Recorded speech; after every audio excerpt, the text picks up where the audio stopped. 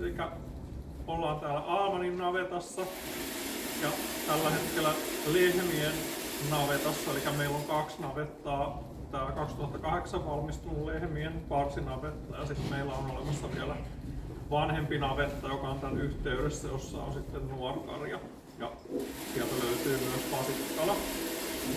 Lehmiä meillä on keskimäärin 40 kappaletta ja kaikki on Suomen karjaa. Ja miksi on Suomen karjaa on siksi, että meillä on yksi Suomen 3 geenipankista täällä. Meidän tämänhetkinen sopimus kattaa Länsi-Suomen karjan ja Itä-Suomen karjan geenipankin ja geenipankin sivusta meillä on 2 Pohjois-Suomen karjan lehmää täällä. Mutta geenipankkisopimus on uusittu ja ensi vuoden alusta geenipankkisopimus kattaa pelkästään Länsi-Suomen karjan, mutta se kattaa sitten koko meidän 40 lehmän karjan. Tämä vanha sopimus on kattanut vain noin 20 eläintä, tai lehmää siis. Ja se mitä se geenipankki tavallaan tarkoittaa meillä käytännössä täällä on se, että me pyritään säilyttämään erilaisia emälinjoja, eli sukuja täällä, ja tällä hetkellä meillä on yhdessä Länsi-Suomen karjasta on 12 erilaista emälinjaa olemassa. Lisäksi vuosittain meillä tehdään alkiohuuhteluita Länsi-Suomen karjalle, ja sitten tietysti kun nuorkarjaa syntyy, niin niitä eläimiä, hiehoja, vasikoita välillä myydään toisille tiloille. Tänä vuonnakin on myyty yllättävän hyvinkin, yli 10 eläintä mennyt kaupaksi. Ja tietysti maidon tuotanto on se yksi tärkeä asia, se on meidän päätuotanto. Suunta tässä ja maitoa. Meidän karja tällä hetkellä tuottaa keskimäärin 7000 kiloa vuodessa per lehmä. Ja lehmien keskipoikima kerta tällä hetkellä on 3,7. Eli pyritään siihen, että olisi mahdollisimman pitkäikäisiä lehmiä kuitenkin. Sitten mitkä maitoa menee meiltä, niin Valio on tietysti se Valion länsimaito, joka menee suurin osa maidosta, vajaa 200 000 litraa sinne. Ja sitten meillä on oma tilameijeri, joka käyttää meidän maidosta vähän päälle 60 000 litraa ja sen lisäksi jäätelöfirma nimeltä Suomen Jäätelö ostaa meiltä reilu 20 000 litraa maitoa vuodessa. Me pakataan se semmoisiin kontteihin se maito ja kylmäauto kuljettaa sen täältä aina sitten sinne jäätelötehtaalle.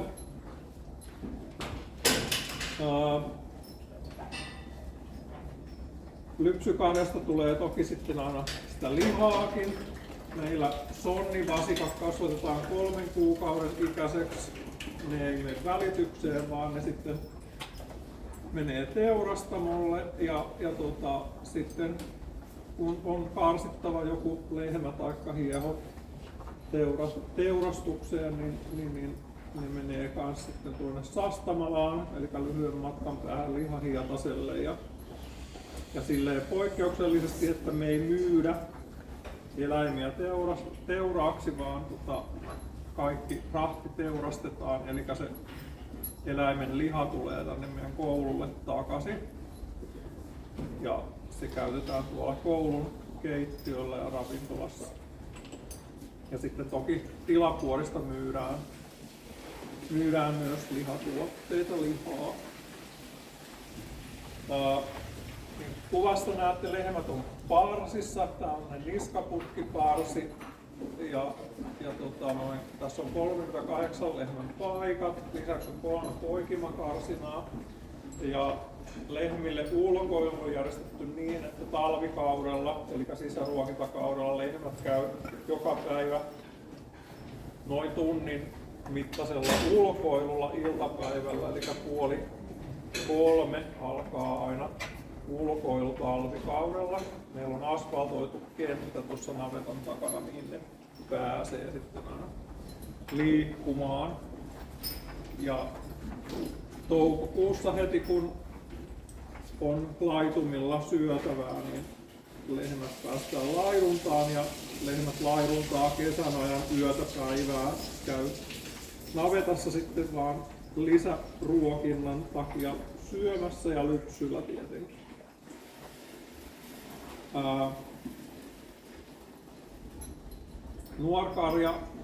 Nuorkarjasta suurin osa hiehoista niin kesät laiduntaa perinnebiotooppeja, eli nämä kuljetaan trailerilla hiehoja sitten ympäri Pirkanmaata ja vähän kauemmaskin laiduntaa maisema-alueita, ja se on jo ollut monta vuotta näitä meitä menee aika monta.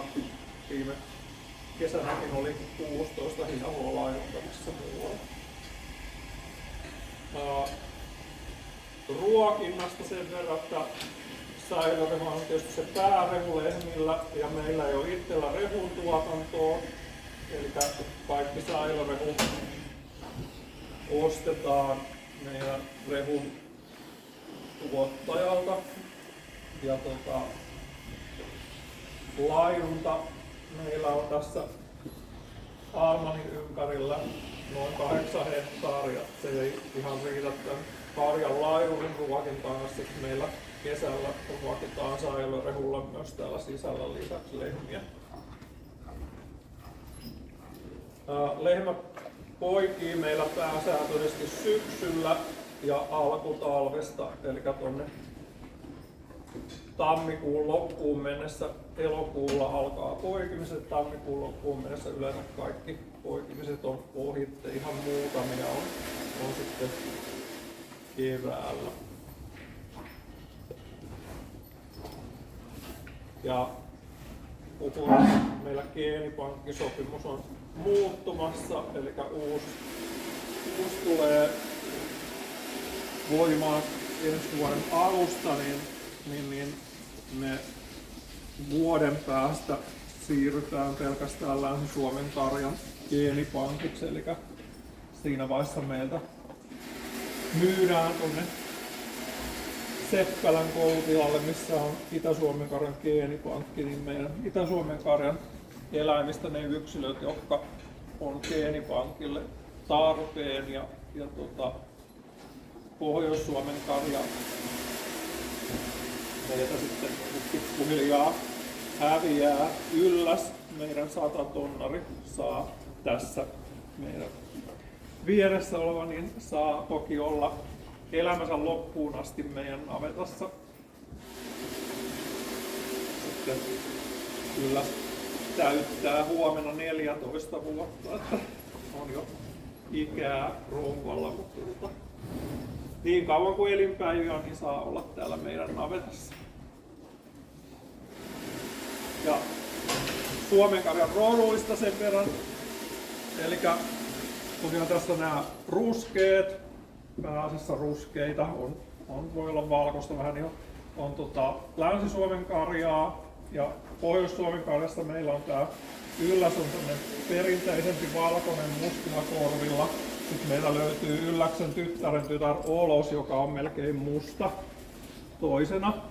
Ja sitten Itä-Suomen karja, eli Kyytöksi myöskin sanotaan, niin on näitä ruskeita, jolla on valkoinen selkäraita ja valkoista muutenkin enemmän.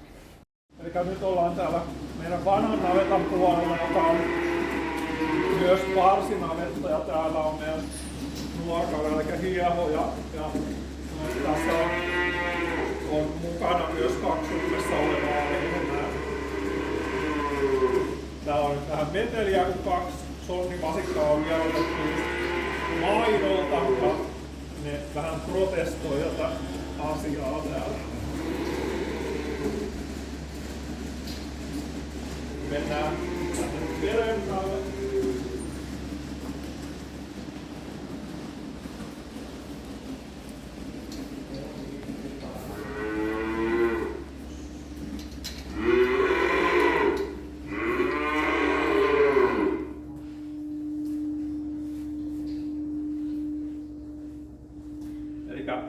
täällä on myös sitten yleensä vierotetut vasikat on karsinoissa tällä puolella. Ja näille nuorille, jotka on parsissa, niin on myös järjestetty ulkoilu. Ne käy vuoropäivin pöydän toinen puoli ja toinen puoli ulkona aamuisin. On aamulla sitten se ulkoilu. Ne on vähän pidemmän aikaa kuin lehmät. Lehmät yleensä ulkona. Ja sitten tässä perällä on meidän tämänhetkinen kasvava astutussonni Sutki tuolla peräkarsinassa. Ja sillä on tyttöjä tulossa sitten joulukuun alusta sinne vähän vierailulle. Katsotaan, että mitä Sutki saa aikaan. Ja meillä on geenipankin takia aina sitten yleensä omasta karjasta valitaan sonnivasikka, joka on suvultaan erilainen. Sitten astuu vuodeksi meidän hiehoja ja sitten jos on joku lehmä, jonka tiinehtymisen kanssa on ongelmaa, niin sonni yleensä saa sen paremmin tiinehtymään, kun on oikea ajankohtakin. Niin sitä varten meillä on sonni täällä karjassa. Täällä vanhoissa mairohoito- ja muissa tiloissa, mikä remontoitiin aikanaan sitten vasikoiden tilaksi ihan oma vasikkala tänne. Eli täällä on ryhmiä, joissa on eri juottovaiheessa olevia vasikoita ja sitten löytyy yksilöbokseja, missä ne on viikon syntymän jälkeen. Ja tällä hetkellä täällä on tosiaan yksi pieni vasikka, joka on vielä alle viikon ikäinen, saa oman emän maitoa. Ja meillä on hapanjuottosysteemi, eli tämmöisissä saaveissa on vasikoille maito siinä saavin alareunassa on 4 tuttia, mistä vasikat käy juomassa. Ja juoma on joko maitoa tai sitten maitojauhesta tehty hapatettu maitojuoma. Ja juoma on noin 20 asteista, eli se on vähän viileämpää kuin normaalisti maito tarjotaan vasikalle ja se vaikuttaa sen, että vasikka ei joisi sitä liian paljon kerralla, mutta kävisi useammin juomassa, niin se on sille hyväksi. Ja vasikat saa 2 kuukauden ikään juoda sitten vapaasti tätä juomaa, jonka jälkeen sillä on 2 viikon vierotusjakso rajoitetulla juotolla ja sitten jää maitojuoma pois kokonaan niiden ruokavaliosta. Ja siinä vaiheessa ne yleensä juoton loputtua siirtyy sitten tuonne isommalle puolelle täältä vasikkalasta pois. Ja tässä on tosiaan nyt 2 ikäisiä, eli yli kuukauden ikäisiä on tuossa toisessa karsissa, alle kuukauden ikäisiä tässä toisessa. Timia, mistä voisi sen verran sanoa vielä, että se on Länsi-Suomen karjalla on mahdollista käyttää nykyään sukupuolilajiteltua spermaa, eli siinä erotellaan siittiöistä uros- ja naarassiittiöt, meillä on käytetty sellaisille lehmille, josta ei ole saatu tyttäriä, jotka on hyviä lehmiä, niin sitten sitä sukupuolilajiteltua, ja tämä Timiami on nyt yksi semmoinen sukupuolilajiteltulla aikaan saatu lehmävasikka. Sukupuolilajittelu tehdään sillä, että uros- ja naaraspuoliset siittiöt on eri painoisia ja se tosiaan tehdään Tanskassa, eli sonni kuljetetaan Tanskaan VG:n asemalle ja siellä sitten tehdään tämä sukupuolilaittelu siittiöillä ja kun se toiset on painavampia ja toiset kevyempiä, niin se siittiöt laitetaan sähkökenttään ja ne toiset niin sanotusti valuu nopeammin kuin toiset sen painavuuden takia, niin sillä saadaan eroteltua ne siittiöt toisistaan. Se ei ole vielä ihan täysin 100 varma, koska sehän on valtava määrä, mitä siittiöitä on pienessä annoksessa, mutta kuitenkin aika varma, että oliko se 85% varmuudella tulee lehmävasikka. Ja meillä on nyt tiineyksiä ollut 4 kappaletta ja kaikki on tullut lehmävasikoita, että aika hyvä kuitenkin lopputulos siitä saadaan. Eli vielä sitten yksi tärkeä tehtävä meidän navetalla on tietysti tämä opetusnavettana toimiminen. Eli me täällä ohjataan ja opastetaan ja opetetaan meidän opiskelijoita navettavuoroissa, joita on vuodessa se 40 uutta, ja jotka käy tiimeissä täällä sit työskentelemässä joka viikko ympäri vuoden. Ja meillä on tosiaan 2 karjamestaria ja minä, jotka täällä heidän kanssa työskennellään. Viikolla meitä on aina 2 täällä heidän rinnalla ja sitten viikonloppuisin me mennään yhdellä opastajalla ja sitten opiskelijat siinä mukana. Ja pyritään sieltä opiskelijat oppii ja pääsee tekemään mahdollisimman paljon kaikkia töitä ja työvaiheita ja sitten näkee, mitä se maidon tuotannossa se työskentely on.